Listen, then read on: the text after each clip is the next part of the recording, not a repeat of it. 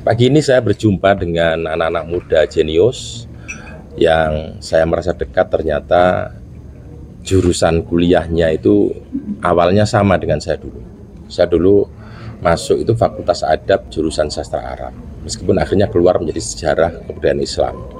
Tapi kalau anak-anak muda yang sangat smart ini bertahan di Sastra Arab, ya ini yang lebih hebat lagi, Sastra Arab Universitas Pajajaran, perguruan tinggi umum kan, kalau orangnya perguruan tinggi umum. Ya, saya tanya pada yang pertama, Mas siapa Mas?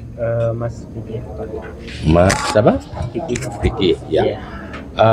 Kita kan sekarang pagi ini berdialog atau berseminar tentang moderasi. Kadang-kadang yang sering terjadi itu kan terjadi problem antara mendudukan antara kebudayaan Arab dengan tradisi Indonesia. Nah, dari kajian pembelajaran sampean ketika di kampus, itu sejauh mana sih perbedaan antara budaya Arab dengan Indonesia? Atau padahal kita itu sama-sama berada di kawasan timur gitu. Menurut sampean gimana Mas Fikri? Untuk perbedaan sendiri ya Pak? Untuk perbedaan lumayan bisa dibilang signifikan Pak. Apalagi sama-sama Indonesia tuh negara Islam yang Islam sendiri dominan itu di negara-negara Arab ya Pak. Jadi untuk budaya tidak terlalu jauh untuk secara keislaman dan kearaban. Tapi untuk mungkin cara budaya di masyarakat itu bisa dibilang perbedaannya lumayan jauh untuk budayanya. Kalau menurut saya kan gini ya, sekilas saya melihat sekilas, itu hampir ajaran timur itu kan menghormati orang tua. Di Arab juga gitu kan, ajaran menghormati orang tua. Di Jawa juga begitu, bahkan di Cina kan juga begitu ya. Itu saya pikir kan nggak ada masalah. Cuman bagaimana ya kira-kira mempertemukan bahwa kita itu bangsa Indonesia itu mayoritas Islam. Terus kok terjadi problem antara Islam yang datang dengan tradisi Jawa, itu kira-kira menurut jenengan gimana? Mas siapa? Mas Rizky Putra. Mas Rizky Putra. Nah, jadi satu sisi entitas agama itu perlu, wajib, karena itu untuk bekal besok kita berpulang. Tapi sisi yang lain, Indonesia itu punya tradisi sendiri yang luar biasa. Itu menurut sampean gimana untuk mempertemukan itu? Sebenarnya sih kalau dari saya, banyak juga dari masyarakat itu yang mungkin istilahnya kayak kurang suka itu gitu dengan kedatangannya kebudayaan Islam gitu. Karena memang banyak di dunia Arab sana, walaupun memang menghormati orang tua, tapi di sana lebih banyak yang langsung memanggil orang tua itu dengan nama orang tuanya tersebut. Sepakat. Jadi tidak pakai pak, tidak pakai abang, ya, mungkin namanya Abdullah gitu aja. Kayak Abdullah gitu kan. Iya, makanya kalau misal kita tarik ke Indonesia sini kan otomatis akan terjadi ini juga seperti ya keributan atau kesalahpahaman, karena tradisi di Indonesia kan kita dari dulu sudah diajarkan yang namanya sopan santun untuk memanggil nama yang lebih tua itu Pak ataupun Bu. Sedangkan di Arab sana maupun dosen ataupun orang tua dan mungkin teman yang lebih tua itu memanggil langsung dengan namanya langsung.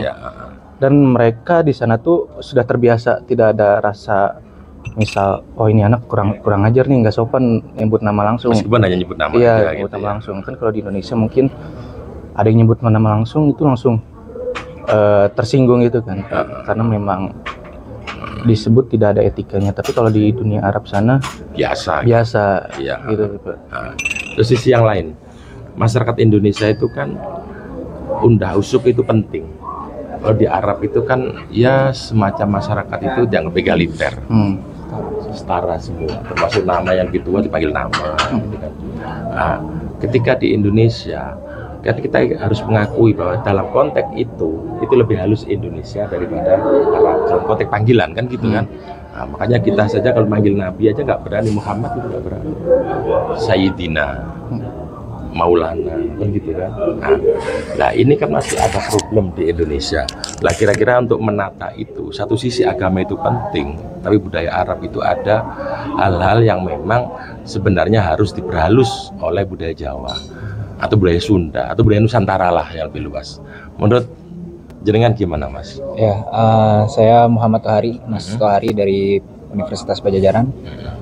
Jadi kalau saya lihat dari kebudayaan yang ada di Arab dan di Indonesia itu, dan ketika kita kaitkan lagi dengan agama, itu ada perbedaan yang mendasar. Yang pertama bahwa kalau di Indonesia, budaya itu datang lebih dahulu ketimbang agama. Sedangkan kalau di Arab, agama itu yang menciptakan kebudayaan. Ini makanya biasa, ya. di Timur Tengah sana mungkin teman-teman bisa lihat seperti, walaupun yang mayoritasnya non-Islam seperti di Lebanon, mereka kebudayaannya itu tidak jauh dari keagamaannya itu sendiri gitu. Lebanon yang 55% merupakan agama Maronit Kristen, keagamaan mereka itu banyak yang terinfluence juga dari kebudayaan Islam, yang dimana itu munculnya juga dari agama. Berbeda dengan kita yang memang kita sudah punya jati diri terlebih dahulu, kita punya budaya terlebih dahulu lalu datang. Makanya kan kita selalu diajarkan bahwa Wali Songo itu berdakwah dengan budaya dan sebagainya, pun juga dengan wali-wali yang lainnya gitu. Dan saya rasa titik temu di antara kedua ini itu bermuara pada satu hal yang kita sebut akal gitu. Kalau misalkan saya rasa setiap umat beragama, mobil khusus kita sebagai muslim di sini insya Allah bisa mengedepankan yang namanya akal, duduk sama rasa seperti sekarang ini, kita bisa kok menemukan bahwa oh ternyata ada kok kemiripan dari kita gitu. Seperti contohnya ternyata budaya Indonesia yang notabene-nya sudah ada lebih dahulu, dia ada juga yang terinfluence atau dipengaruhi oleh Islam itu sendiri. Kayak contohnya bagaimana perayaan Asyura yang dilakukan oleh teman-teman kita di Minang sana gitu. Berbeda dengan perayaan Asyura yang dilakukan oleh teman-teman di Iran gitu kan, dan sebagainya gitu. Jadi sebenarnya antara agama dan budaya itu penting, tapi lebih penting juga rasionya kita gitu. Bagaimana kita ini sebagai manusia itu kan diberi akal supaya ya kita bisa menciptakan suatu produk yang mengidentifikasi diri kita sendiri gitu, menunjukkan jati diri kita bahwa kita ini adalah manusia. Nah sayangnya ya pada realita lapangan kan kita terlalu terlena ya dengan adu domba, terlena dengan perbedaan, kalau kita sebutnya firqoh, mungkin kalau orang-orang lain sebutnya kelompok gitu. Padahal perbedaannya itu nggak drastis juga kok gitu. Esensinya sama, kita sama-sama menyembah Tuhan yang sama, kita sama-sama mengimani sesuatu yang sama, tapi kenapa kita harus sampai seperti itu begitu. Ini loh ketika berjumpa dengan anak-anak muda yang cukup smart, terpelajar, berasal dari kampus yang sungguh sangat luar biasa.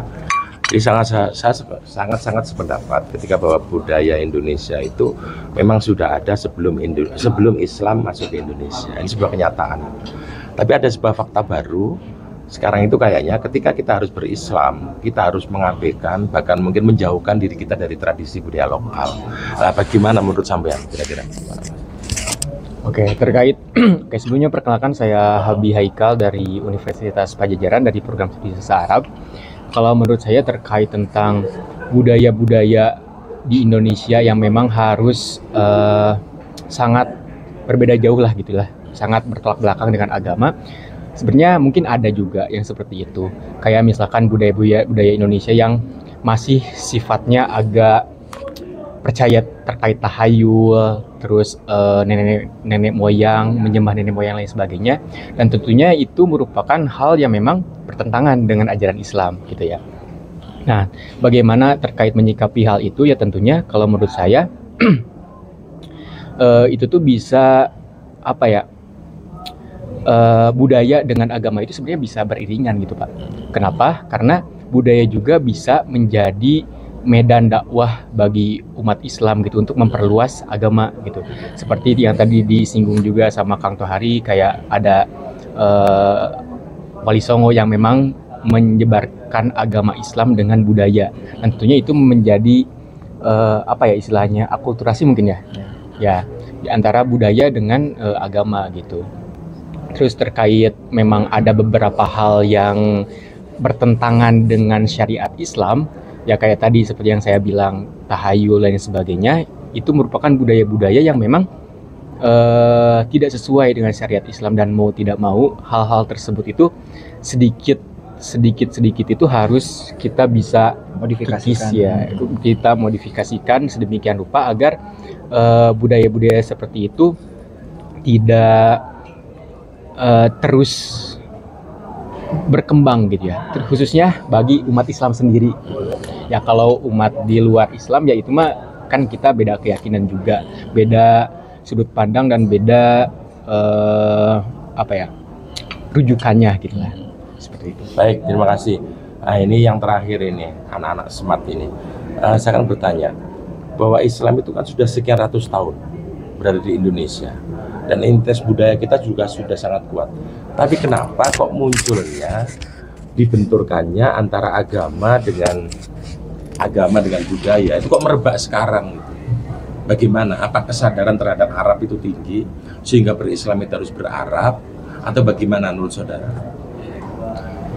Gimana ya? Bismillah, perkenalan, mas saya Angga Ditya Dwi Cahya. Jadi sebenarnya kalau emang dari sudut pandang Islam kan emang Islam udah datang dari jauh-jauh hari ya Pak. Cuman kalau dalam segi budaya apa gimana Pak? Tapi kenapa kok terfriksikan sekarang itu kalau Islam itu sebaiknya jangan bernusantara secara budaya. Kok akhir-akhir ini merebak luar biasa? Dulu kan sebagaimana disampaikan oleh sahabat kita tadi, Jak Wali Songo sudah nggak masalah. Sekarang jadi merebak luar biasa gitu di medsos, di macam-macam itu, bahwa kalau berislam jangan pakai bernusantara. Kayak ada budaya-budaya yang kurang. Iya, yang harus dinyahkan dari ketika orang beragama Islam. Padahal dulu Islam berbudaya nggak ada masalah. Kira-kira yang terkini itu ada apa sih? Jadi sebenarnya kalau misal kita tarik mundur dari sejarah kan emang kalau zaman-zaman dulu ketika mereka mendakwahkan Islam, karena memang dulu mayoritasnya belum mengenal Islam, otomatis budaya-budaya yang di sini otomatis kan kayak non-Islam gitu ya Pak, kayak mungkin budaya-budaya kayak mungkin dulu juga wayang, pembahasannya tentang dewa-dewa kayak gimana. Itu sedikit-sedikit kayak Wali Songo, kayak Sunan Kalijaga itu membahasnya di tipis-tipis dulu mungkin. Jadi kayak membahas awalnya tentang dewa-dewa, kita masuk ke hal-hal kisah-kisah Nabi, tentang nilai-nilai akhlak-akhlak Islam kayak gimana. Nah mungkin seiring berjalannya waktu dan setelah mungkin Islam sudah ada di Indonesia, dan mungkin karena pemahaman-pemahaman juga yang dari orang-orang di sini yang belajar ke Timur Tengah, ya mungkin ada yang ada yang belajar dari mazhab A, B, C, dan itu yang menyebabkan ada beberapa aliran-aliran yang bahwasanya ini gak boleh, ini salah. Ya. Tapi ada juga yang menyatakan ya gak apa-apa, sok aja gitu, selagi itu tidak melanggar syariat. Karena itu kan dijadikan wasilah saja untuk ya, jadi wasilah kan? Supaya berorang berislam dan supaya kita juga mengenal Allah intinya. Ya. Tapi ada beberapa juga golongan yang secara keras gitu, ini gak boleh, ini bid'ah, ini gak boleh pokoknya. Jadi ada beberapa kelompok yang memang pro terhadap budaya-budaya, ada juga yang memang benar-benar menentang dan ini harus dinyahkan gitu. Seperti itu Pak. Luar biasa. Mau menambahkan? Silakan. Secara objektif kita perlu sadar bahwa ternyata adanya hal seperti ini itu merupakan efek daripada globalisasi itu juga. Globalisasi. Karena ketika ya mungkin teman-teman di SMA dan juga Bapak pernah mendengar istilah globalisasi itu, ketika munculnya globalisasi ini dia membuka semua pintu interaksi dengan manusia di luar wilayah kita gitu. Yang Indonesia otomatis tidak hanya berinteraksi dengan tetangga-tetangganya yang merupakan rumpun Melayu, tapi kita juga akhirnya berinteraksi dengan yang rumpun Semitik, yaitu rumpun Arab itu sendiri gitu. Sehingga sangat memungkinkan ketika ada budaya yang masuk di era globalisasi ini. Nah, salah satunya mungkin yang kita lihat ya, bagaimana ada beberapa, sebenarnya ini bukan budaya Islam tapi budaya Arab, dan dia itu masuk gitu ke tengah-tengah kita. Jadi nah tapi si budaya Arab ini dipromosikannya gitu atau diperkenalkannya itu dengan membawa dalil agama itu sendiri, wabil khusus agama Islam. Ya karena balik lagi ke dasarnya tadi, karena di sana mereka itu punya kebudayaan yang memang terinspirasi atau mengambil rujukannya itu dari agama. Berbeda dengan kita yang memang ini berdasarkan ajaran yang tadi disebut sama Habib, ajaran nenek moyang kita, bagaimana adab-adab sebelumnya begitu. Akhirnya terjadilah clash di situ gitu loh, antara budaya baru yang datang, yang dimana yang itu dipromosikan dengan membawa agama Islam itu sendiri, dengan budaya yang memang sudah ada nih dari dulu gitu. Padahal kan ya balik lagi ke kata Bapak tadi, sebenarnya ya udah biasa-biasa aja, nggak perlu kayak gimana-gimana amat gitu. Dan permasalahan barunya adalah antara kubu yang dari kita ataupun dari kubu yang di sana itu sama-sama kayak merasa paling ininya gitu, paling benarnya gitu, bahwa ini yang paling benar, ini yang paling benar gitu. Padahal saya rasa di situ bisa ada potensi supaya kita bisa mengasimilasikan antara dua belah kebudayaan ini sehingga menciptakan suatu kebudayaan baru. Kan esensi daripada Nusantara Indonesia itu sendiri kan sebenarnya asimilasi, bersatu gitu. Nah, ini sebenarnya kalau saya pribadi ya sangat menyayangkan gitu. Padahal kita bisa aja nih berinteraksi secara terbuka tanpa harus ya saling menyikut-nyikut lah antara satu sama lain. Mungkin begitu, Pak. Jadi bisa berbudaya dengan baik dan bisa beragama dengan benar. Betul. Kan gitu kan? Ya. Cukup? Ya. Pagi ini saya beruntung sekali berjumpa dengan anak-anak muda yang saya banggakan. Sekali lagi, mahasiswa Pajajaran, jurusan sastra Arab. Kajiannya tidak hanya di bahasanya, tapi di kebudayaannya, tradisinya, macam-macam. Dan anak-anak muda inilah harapan kita, Indonesia tetap utuh, bersatu, tidak cerai-berai, perbenturan antara budaya dan agama. Dan kita tergolong orang yang bersepakat bahwa moderasi harus kita sampaikan kepada masyarakat kita. Betul? Yuk kita tos tangan kita. Ya. Kita tokoh-tokoh yang siap untuk menyampaikan moderasi beragama dimanapun kita berada. Tos. Oke.